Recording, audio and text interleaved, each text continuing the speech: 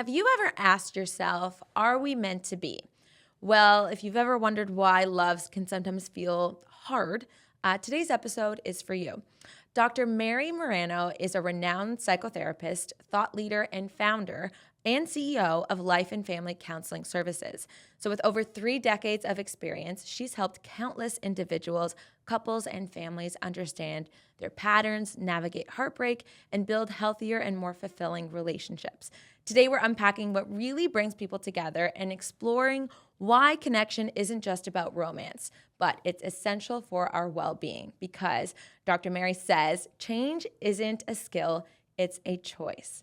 So Dr. Marano, it's good to have you here today. Thank you. Okay, so I don't know where to begin because I've been dying to have a doctor on, and I feel like there's so much to unpack. And like I mentioned before we started, feel free to prescribe me and say all the things. I'll be easy on you. Unless you want to okay. go deep fast. No, I do. I'm good with that too.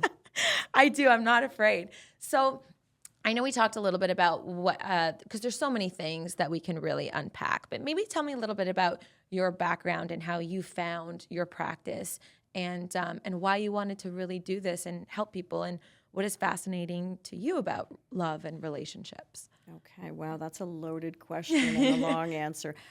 In a nutshell, if you would have told me years ago that this is what I would be doing for a living, I would never have believed you. This started by accident. I think as we were talking before we started today that I was that we were a fostering family, and so we fostered teenage girls in our home. And I started to notice that through this broken system where children come into care, that there were long waiting lists, and I wanted to help those children who fell through the gaps. And earlier on in my career, I was working for the school system where I saw some of those same problems, and I wanted to do something about it. So I went back to open up my degree, and that's how I, started my practice. Once I started to have to collect hours for psychotherapy, I opened up a room in my basement, and I started to see people. Wow.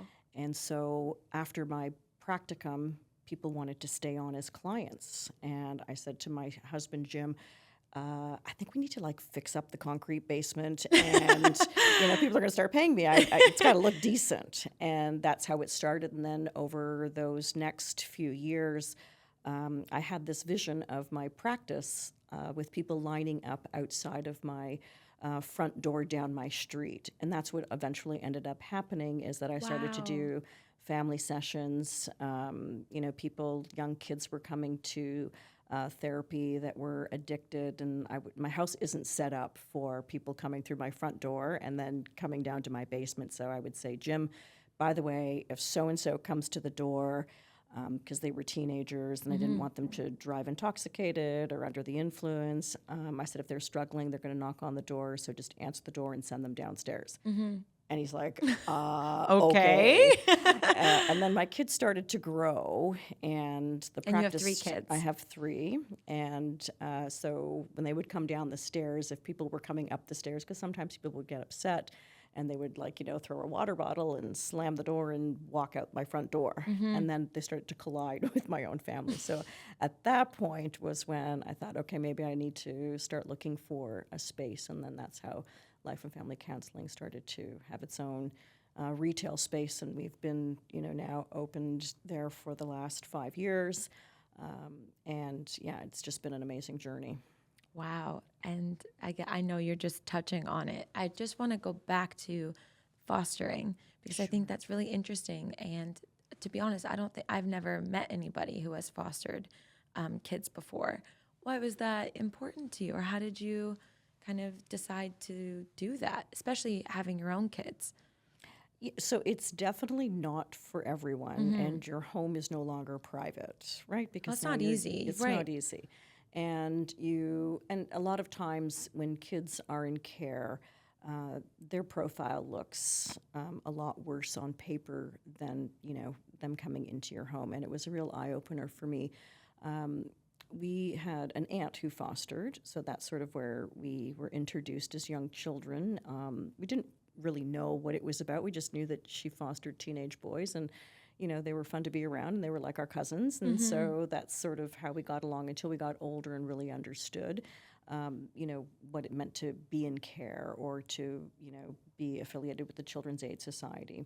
And so in order for me to stay relevant in the field and be able to raise my own family, I thought, a way that I could give back, but also continue to, be in social services. So we started to foster ourselves.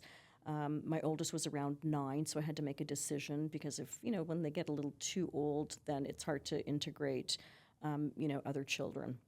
And so then my younger 2 kind of grew up with us doing it at that time. So that's how we got started. Wow. And so what was your kids' reaction to, having several other, it was girls, right? So Yes. several other sisters coming in and out of the house. So at the time I had my 2 oldest, and so Julia, very compassionate and sensitive, and she, thought, what a great idea. We're going to help, other children. And my middle Monica was a little more skeptical, and she was just like, what is this going to mean for me? Honestly, that'd probably be the majority of kids. So Yes. And she was never too keen on it. And every home has a social worker that sort of checks up on them and sort of, mentors your family. And so he would come over and he would interview, my own children and me and how are things going, interview the foster girls. And Monica would always say, I hate this. I don't like it. I don't want to do this. And then she knew it was my job. So that's how we sort of got around her being able to be accepting at least of it and Right. tolerant, which today she'd have a very different opinion. I was just going to say, well, I feel like probably at the point when these girls were ready to leave is when she was like, oh, no, wait, you can't leave yet. And I imagine was like her reaction. Well, one of the things, the reason why we were fostering teenage girls and not younger children is because my children were younger. So I wanted to sort of have a natural separation for the teenagers to have their own, sort of space. And it's a different kind of attention than having my own children who were younger.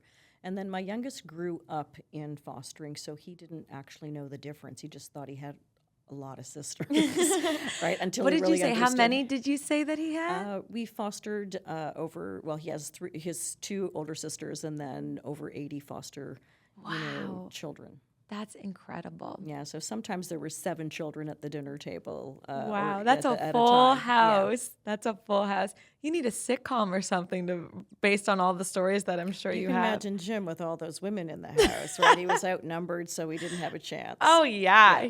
The ultimate ladies' man. You got it. You I'll got say. it. Yeah. Let's talk about teenage girls for a second. Okay. If we can take it there, because it feels like a natural progression. I feel like so many teenage girls struggle today more than ever. What is, do you think, the biggest struggle that they're facing? I don't know if they're struggling more today. I think it's always been, that sense Yeah. of belonging or that sense of fitting in and loving yourself and comparing yourself to other people. What do they have that I don't have? And that being reinforced. And today, I would say it's more challenging because they are overloaded with information and social media, so they're never turned off. And it's not their fault, right, that they sort of inherited all Right. of this, but they can't escape it either. How do you teach that? I mean, I'm saying teenage girls, but really, like adult women also deal with that too. I don't think that's even a 1000%. teenage thing. Yeah. How do you instill that love for yourself at a young age? Like, I wish my parents were always super supportive and gave me the most amount of love, and yet I really struggled with that personally. So it has taken me a long time, and I mean, it's still something that I am learning. But how do you instill that in someone as young as you possibly can? Because again, the younger they feel that way, obviously, the better.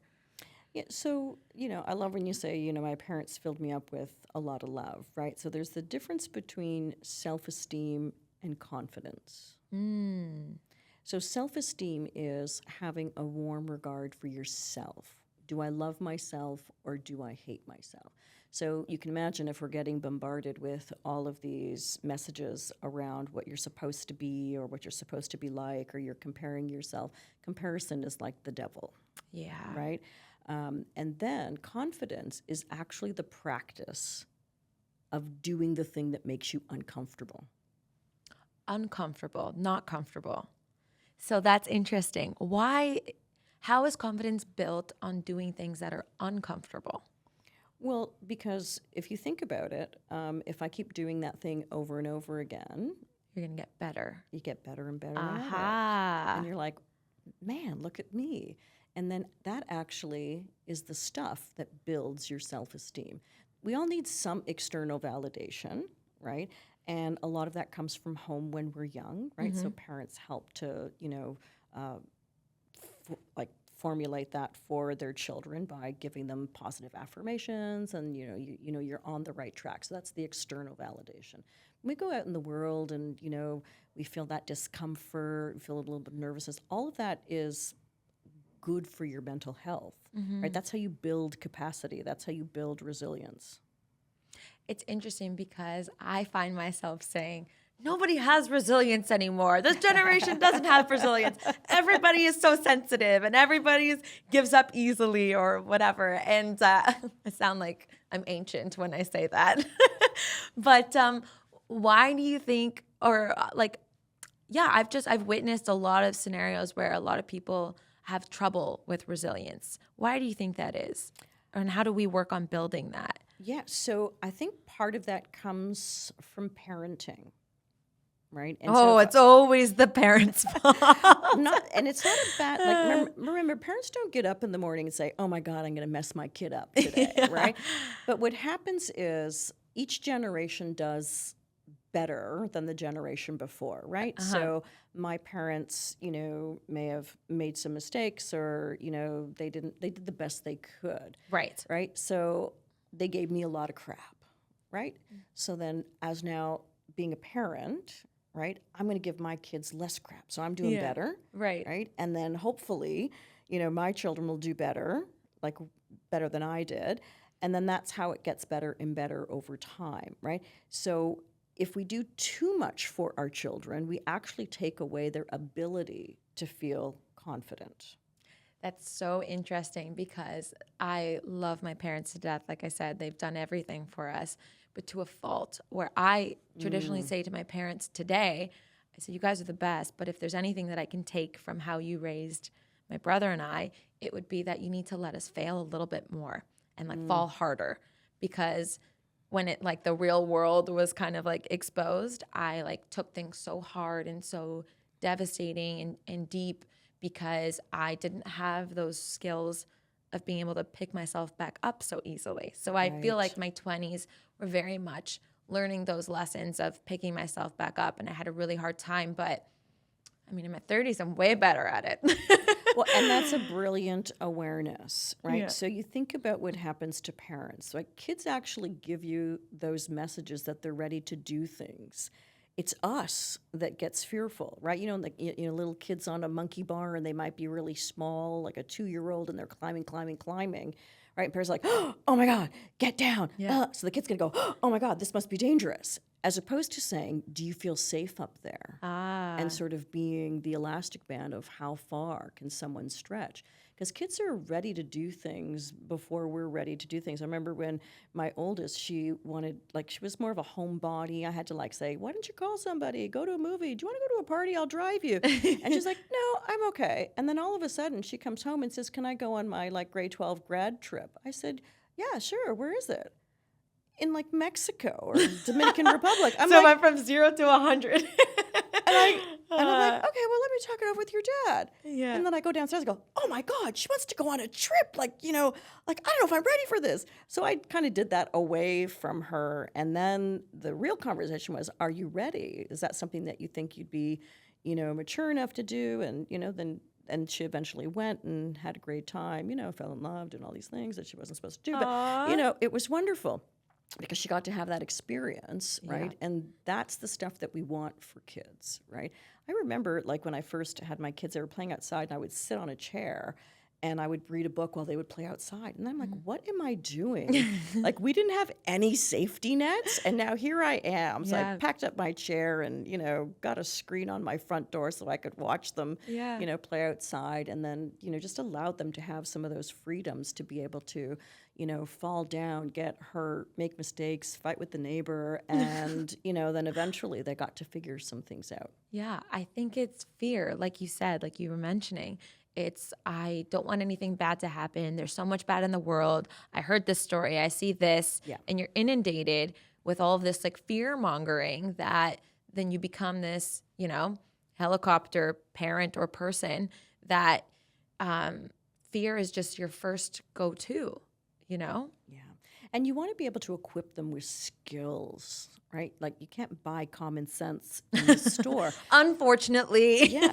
And, it was really interesting because I heard, a parent tell me that, their kid was out, and I think their kid was in their 20s, and they were on the phone with them the whole time while they were walking to get to the car.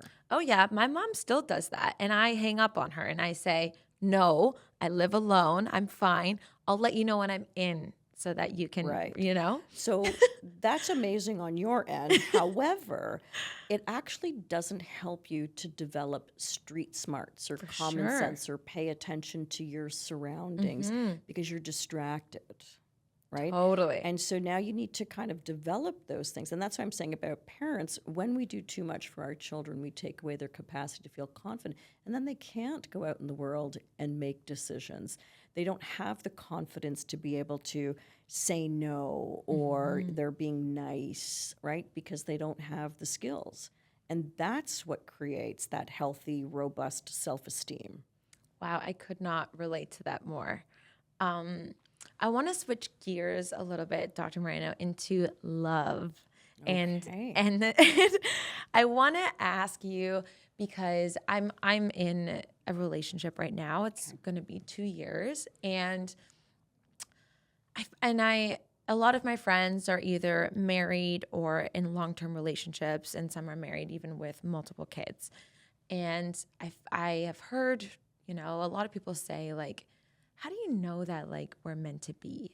How do I know to, even if there's an argument, to stay in this, to be in this relationship, to work through something? Yeah, how do you understand that? Okay. We'll just start with this and see Yes. where it takes us. Yeah, for sure. Right? So, longevity of relationship is your willingness to work those things through with each other, right? You come with stuff. The other person sure. comes with stuff, right? And the older you are, the more baggage there is. I'll Well, say the word. You don't have to say. I'll say the baggage. Well, we all have baggage, and you can't escape conflict. You're always going to have conflict, right? Are you having conflict in your adaptive child or your functional adult? What does that mean? So in my office, I actually figure out for people how old they are emotionally. Interesting. And then we grow them up to match their biological age. Wow. So in saying that, you find people are a lot younger 1,000. emotionally than they Percent. actually are. Well, and you could probably think of times that you've had conflict or you've been reactive. You're not being responsive, because in your functional adult, you would have conflict with somebody and say, hey, this is what I like, or this is what I don't like, or, this really impacted me in some kind of way. If you're yelling and screaming, if you're throwing temper tantrums in an adult body, if you're giving someone the silent treatment, those are not functional adult behaviors. Those are absolutely adaptive child behaviors. So those sorts of behaviors, how do you develop that emotional intelligence? And what is, like, I assume, like, the questions you should be asking yourself of how do I feel and how do I communicate that? Because how does that growth happen? So that emotional regulation, I describe it like a muscle, right? And, if you can't emotionally regulate in healthy ways, it's likely, again, sorry, parents, it likely goes back to growing up in your family. So when we do work in my office, we go back to our first family, not to judge, to shame, This doesn't mean our parents weren't good people or we didn't come from good families. We use it as information because once you understand, oh, that's what it is, and you can make those connections, you can change it. That's what awareness is. Once you are aware of a pattern, it's no longer a pattern. The pattern's over. Right. After that, guess Then what? it's your control. It's a choice Yeah. to continue to behave that way. Right? And so how you grow that is through practice. Remember the things that make us uncomfortable. That's how we build confidence in regulating our emotions. We take adult timeouts, proper adult timeouts. You know, we do affirmations. I'm safe. I'm okay. I've got this. We tell our partners, hey, I need a few minutes, and then can we revisit this? And it actually takes our brain, our emotional lid, about 20 minutes to come down. So that's a proper timeout. I feel like mine is definitely longer. Well, then after If I'm 20, completely honest. then after 20 minutes, you'd be saying, you know what, I'm not quite ready yet. And then you would like say to your partner, I need another 10 minutes. Yeah, I'm that person. And I think I've slowly learned that. Like, I definitely need time to process, to calm down, to like find the words, to then be able to communicate. Because I'm really big on too of once you say something, it's really hard to take it back. For sure. And words like sting. So be very selective about when you say something when you're emotional, because sometimes then that person will have a really hard time forgiving that or moving on from that too. Well, Dr. Dan Siegel has this really great example. He calls it hand brain, right? And so it looks like this. So this is your brain, and it's connected to your body. And when your lid is down, this is when you are in your reasonable mind, right? This is where you can make decisions. Now, when you get activated or you get triggered by something, the trigger is the situation that you find yourself in. And when we don't have good emotional regulation, right, our lid can pop up really quick. If this happens this way, you've now ignited your fear response. Interesting. So it feels like we're in a threat, right? And so when your fear response goes off, it's equivalent to being chased by a bear in the forest. So you can imagine it has to be Terrifying. that strong in order for you to react if you're really being chased by a bear. So when your lid flips like this and you're, you know, in an argument with your partner, you have no business Getting through to them. No, because now you've got two people that are in their emotional mind, and neither one of you is reasonable. You can't problem solve when you're here. And so that time and space when you do it appropriately, listen, if you have to time yourself every 5 minutes, time yourself every 5 minutes, because then what happens is you interrupt the pattern that you're used to, because likely what you're doing is you're having conflict in your adaptive child. And if you're an 8-year-old and he's a 4-year-old, now we're using some really outdated coping strategies, which is likely how you would have reacted when you were a young kid or how you navigated through your, you know, your environment as a kid. That adaptive child doesn't stay in childhood. It follows you into your adult life, and it shapes how you experience adult love. For sure. And in saying that adult love, you know, like that's why relationships are hard sometimes. I feel like you can love someone and it still feel hard. Like, is that okay to say that? I will always tell you, love takes you this far, and the rest is work. Yeah. And it's actually not relationships that are hard. We make them hard. I know. So So complicated. They're not really. So when you start to understand what's in your history, right, you keep the good stuff, and then your job is to get rid of the stuff that doesn't serve you anymore. At some point, so I'll explain to you this way. There's responsibility to and responsibility for. So parents are always responsible to and for their children because they can't survive in the world without you. Right. Right? As adults, you're responsible for yourself. And you're responsible for your half of that relationship. But you're 100% responsible for how you think, feel, and behave when you're in it.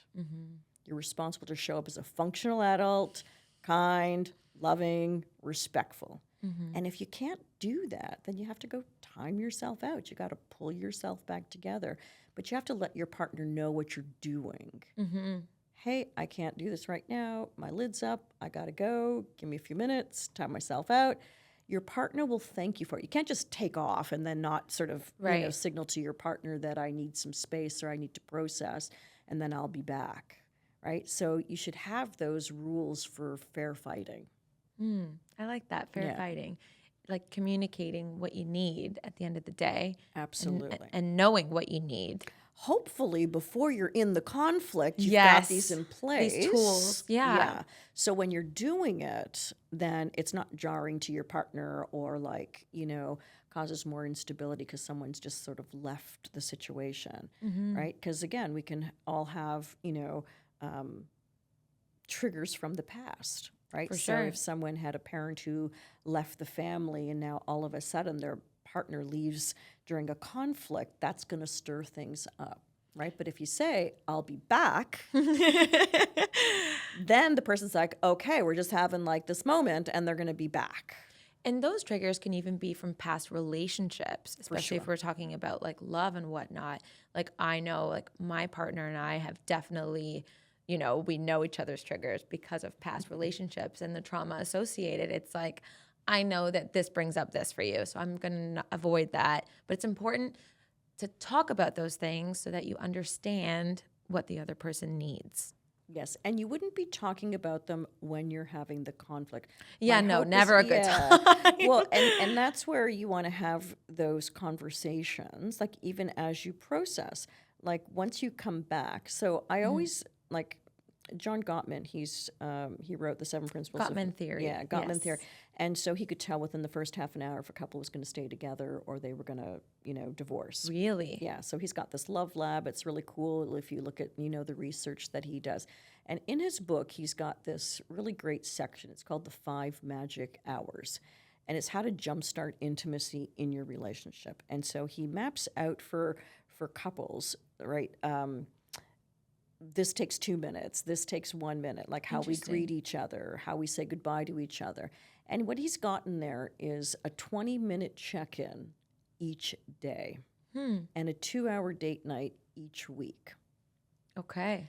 And so couples have to remember, especially if they have children, that they were like people before they had children, that they were sexual beings before they had children, right? The relationship is actually more important than children. And I know people freak out when they hear me say that, but the marriage is the hub, or the couple is the hub of family life. And that's what kids learn about. That's what their whole world is and how they go out into the world afterwards. So if that's not stable or consistent or strong for that matter, then yeah, it's like a waterfall effect of how that pours into then their life.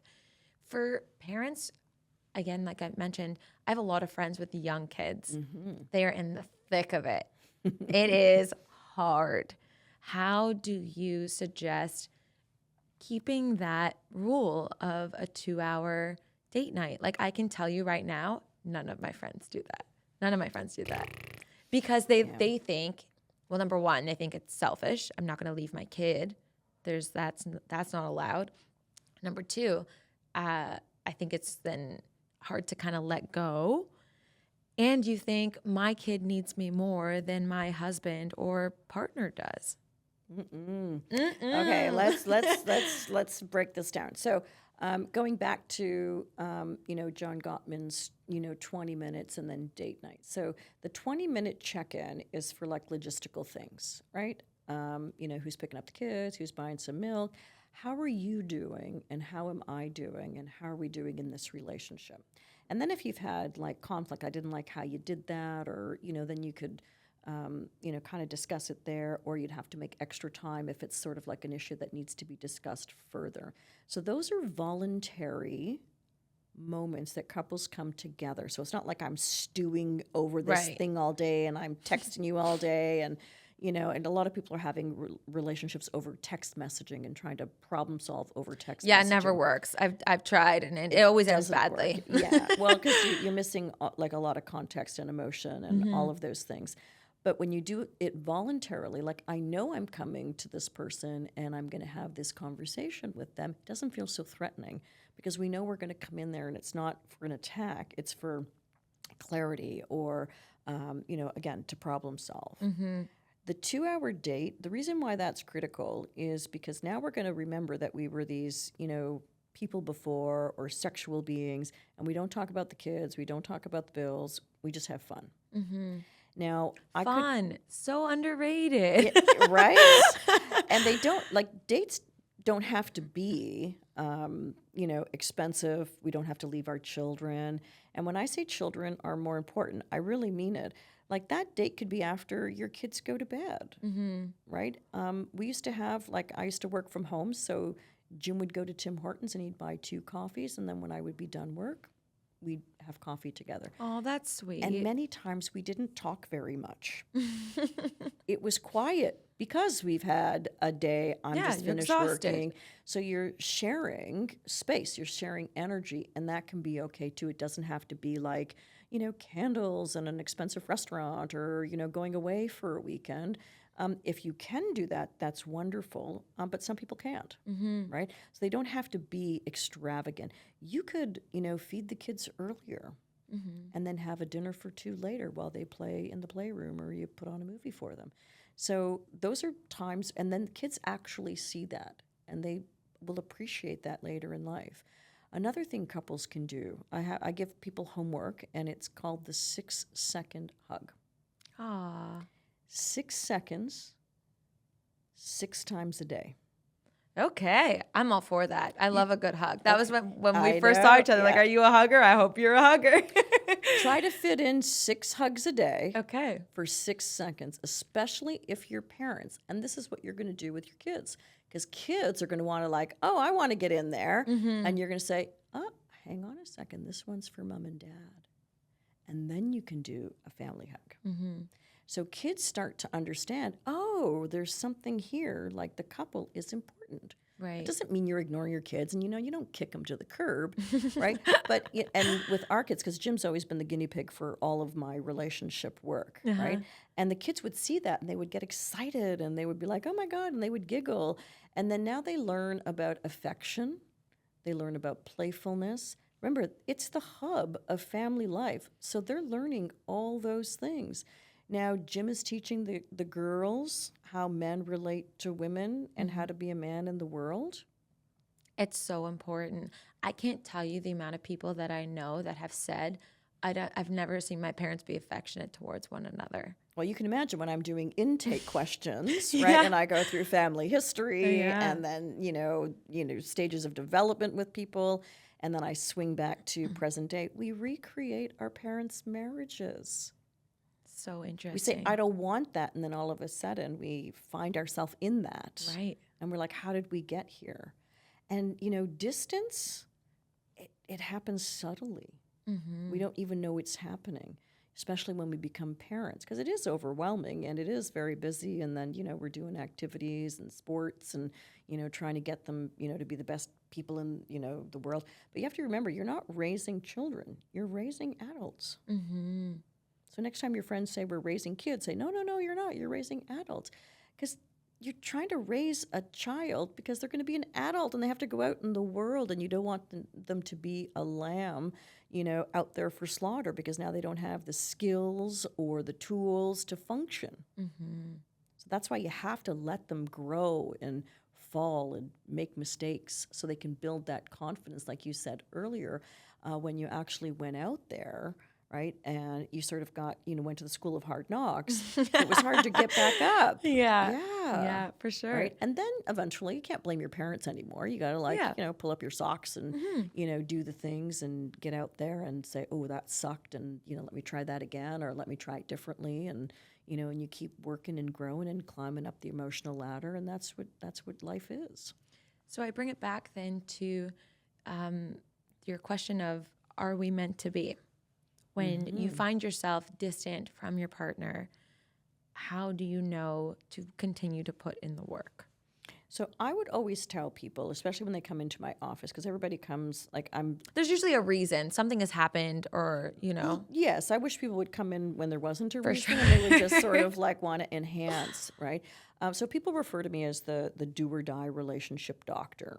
Right? Oh, I love that. Yeah, and it's because you're either going to do something or you're not. Okay. So sometimes I'm the last resort therapist, and I find they've been to many other therapists before. And I don't mess around with people's lives. Like, I'm going to tell you who and what the problem is. I'm not scared of you. You're giving it to them I'm straight. giving it to them straight. I like When I that. say go deep fast, we go deep fast, right? Because it's expensive. It's an investment that you would make. And I always say, if there is a glimmer of hope, then we capitalize on that hope, especially if you have children. Because, it's life-changing for like everybody in that family system, right? If it was just the couple and, again, we don't condone violence or those types of things, but if there is hope, because sometimes we don't realize we could be in a perfectly good marriage. Right. And then over time, this distance has happened, or we've dived into the kids and we forgot about the couple. When you start to dig through things and uncover things, and if they have, remember, the willingness to prioritize their marriage, then you can close that gap or you can close that distance. Right? And sometimes if it's too much, we can't, but then we'd have other conversations about what that looks like. Okay. So then I ask you, what is the letting go of that? Like, how do you put yourself back together? Because to be completely transparent, so before my ex and I had broken up, we did couples therapy. And that was my first time going to therapy. I was like trying everything that I could to make it work. I was like, clearly we're not getting anywhere. We need outside help to reach an understanding because we're both just bumping heads. So I thought an objective view and guidance would help with some clarity on how we could communicate better with one another. And ironically, in these sessions that we had with the therapist, it actually became very clear to me that he wasn't for me. And as we kind of went through week after week or session after session, it was like the answers to her questions. Well, number one, we discovered there was trauma, obviously, as a kid, so that emerged, but also that he wasn't willing to put in the work to get there. And that was enough for me to be like, if you can't make your best effort to be a better version of yourself, I'm not going to wait around and just take it anymore. And that was the sign for me to leave that relationship. But I continued therapy to help put myself back together because I just felt like the most broken and lost. And it was the best thing, I think, that I did for myself at the time. And I don't think enough people do it. Yeah, I think, thank you for sharing that, first of all. And you're saying some really important things. Sometimes I don't ever meet the other person, right? So if I only meet one person in that relationship, like I would have said to you, okay, Nicole, I just want you to observe. Just collect information from this person, right? And as you're collecting that information and we're talking about it in session, you're going to come up with your own, understanding and letting go. Right. And that this person is not for you. And then we would sort of dive into Nicole's things, right? Remember that early experience, that history. Why does Nicole do the things that she does in relationships? When you have two people, so you said it perfectly, he didn't have the willingness. So you can't do relationship work the way it's intended if you both don't have the willingness, to do the work the way it's intended. For sure. I actually remember very clearly he said to the therapist, "You're wrong. I don't have that problem." And I just looked at it and I just shook my head and I was like, oh man, that just speaks volumes. Well, and you're picking up those situations and how does this person handle themselves? Yeah. When they are under pressure, when there is conflict.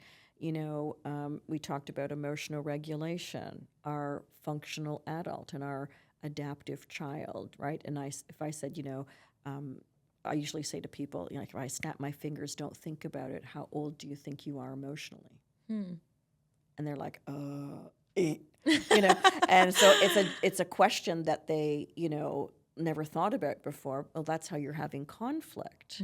And when they hear that, especially and some people, it's taken them a lot of time in therapy to start having that conflict in front of me. And so oftentimes I'll just sit quietly and just observe and just let them go. I won't let them go for a long period of time. And then I'll just say, is this what happens at home? Mm-hmm. And so I know if they're doing that in front of a perfect stranger, at Probably home, it's worse at times home. 10. Really? Absolutely. Yeah. And then I say, where are your children when you're having this conflict? Mm-hmm. And then the room is really quiet. And so one of the things that I'm really passionate about is children, right? Because we have a responsibility to and for children, even if we're not parents. Mm-hmm. And so I'm the voice for those children because those children can't advocate for themselves. Right. Yeah. That's really beautiful, and that's really nice to hear that, you know, in a setting like that, there's a voice for kids. And I get really passionate. that's good. And you should. And mad. Yeah. Because then I think when you point that out, they most likely feel terrible. Like it's just, they're not thinking of them. They're thinking of themselves in that moment and the conflict instead of what it's doing or the repercussions of that. Well, and then what happens, we talk about that generational trauma that filters through family. So depending on the level of dysfunction, that goes from, let's say, my parents, what they experienced from their parents, right, into them, into us, and then into my unborn children and their unborn children. So when you are aware and you recognize the pattern, you must be the change. And then you said it, in my introduction, change is not a skill, it's a choice. So in kind of making these decisions, again, like choosing to then let go or recognize that, how do you go about rebuilding what was lost from this relationship, from these people, to move forward as someone who learned a lesson, learned more about themselves as well? Because I know that's what we were chatting about earlier as well, before this podcast even started, is every breakup, I've learned a little bit more about myself. I've gained a lot more strength through each and every one. But it definitely wasn't something I wanted. It just probably was what I needed. Mm-hmm. Look, we all have a blueprint, Yeah. right? Like we're born and then we die. Those two are the two staples. And then all those twists and turns are the choices we make along the way, right? When it comes to relationships, right, you didn't find your person, right? And I try to explain to people, look at your relationships like experiences, because it gives you a little bit of distance, right? And breakups are hard to do anyways, right? It's a loss. Yeah. Right? And there's different types Feels like a death. I say that often. I'm like, I feel like someone died. We call them living losses, right? So you go through the same stages of grief as you would if it was in death and dying, right? We have living losses, we have anticipated losses, and then we have losses through death and dying. Right? And so you sort of named a living losses when there's a breakup, divorce, separation. And when we talk about anticipated losses, those happen, let's say, if, you have a parent that has dementia or Alzheimer's. Right? So where there's an watching and end. witnessing, Right. That's hard. the anticipation of losing this person that you love, like through illness, disease, that sort of thing. And then obviously it's evident through death and dying. Yeah, that's really tough. So how do you go about putting the pieces back together and really like letting go?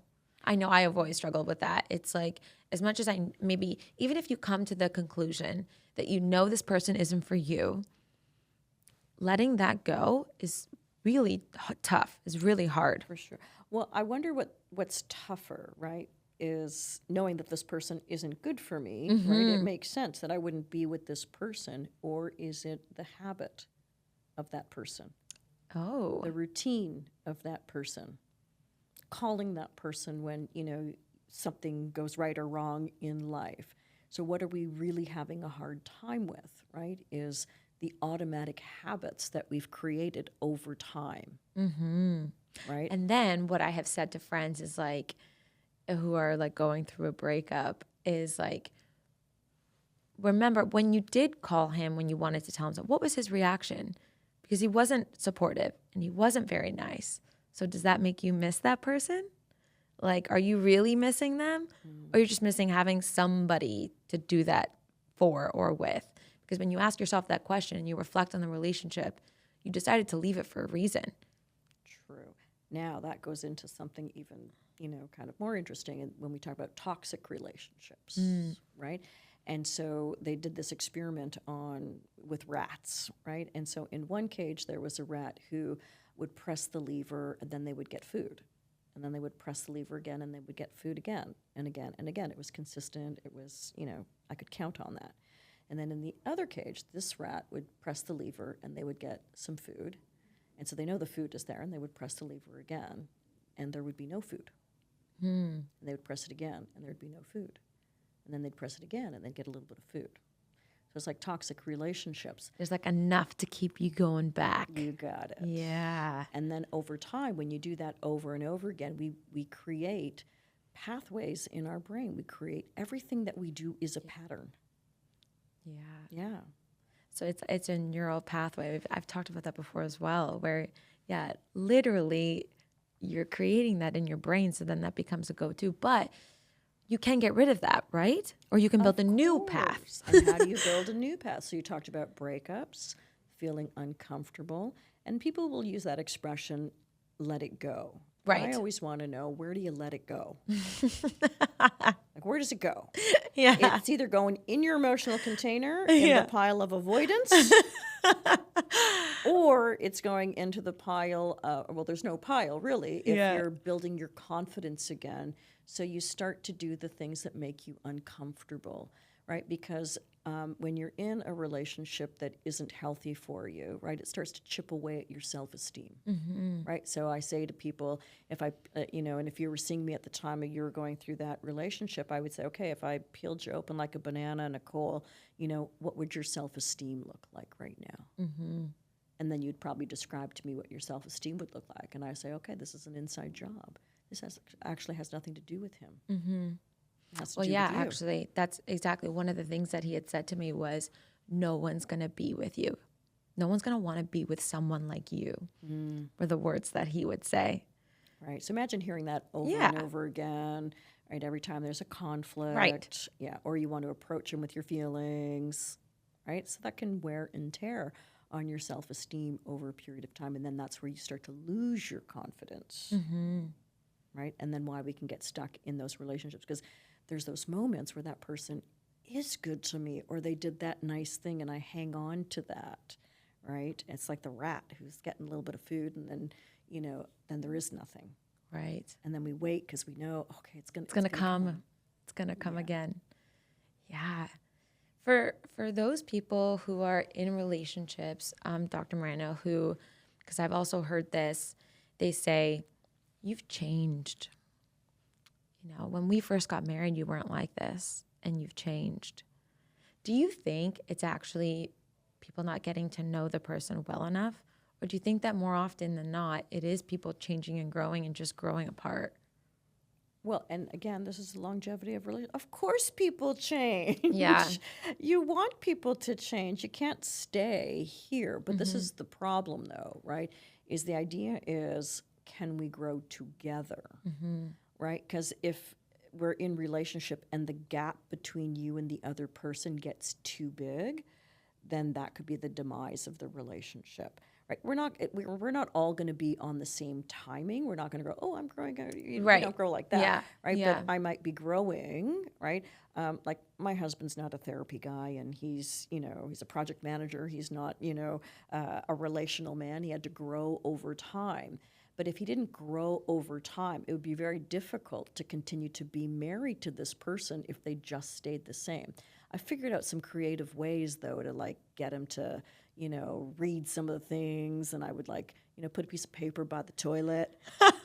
And and I know he'd read while he was sitting there for a bit, So I'd have to get creative in that, right? But if Jim didn't have the willingness to grow or learn, right? And I've been married for 31 years, and when I say love takes us this far and the rest is work, I really mean that.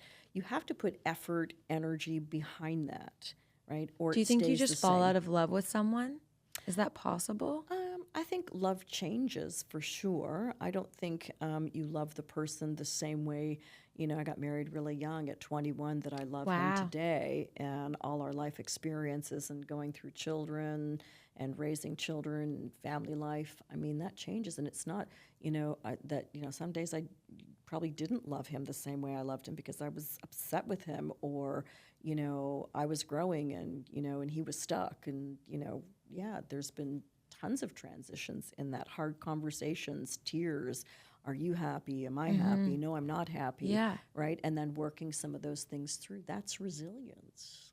Aha. Yeah. Look at that. Full circle of conversation. I do. That's what therapy is. Wow. Wow. That's amazing. Yeah. For you, what piece of advice would you give to someone who is looking for love or looking for the real thing? Well, what I would say, right, and dating today has changed, right? And if you're dating, and this is for women, and then I'll get to the advice, right? And you have to be on a Facebook group of thousands of other women and say, is anybody else dating this man? Yeah, terrible. Terrible. He's not the right person That for you. Facebook group is Okay? terrible. Get out of the group. Yeah. They're not. If you have to ask those questions, that's your answer. Okay. Right? But what I would say is put yourself out there. Like, relationships are risky, right? The Yeah. risk that they're going to go really well is amazing. And then there's the risk that, it may not go so great, but that's an experience. You're learning what you like and you don't like. Flood the market, right? It's like finding a job. Like, this is your life partner. Choose wisely, right? You're here and your person's over here, and there's thousands of people in between you and that person. You have to find your way to each other.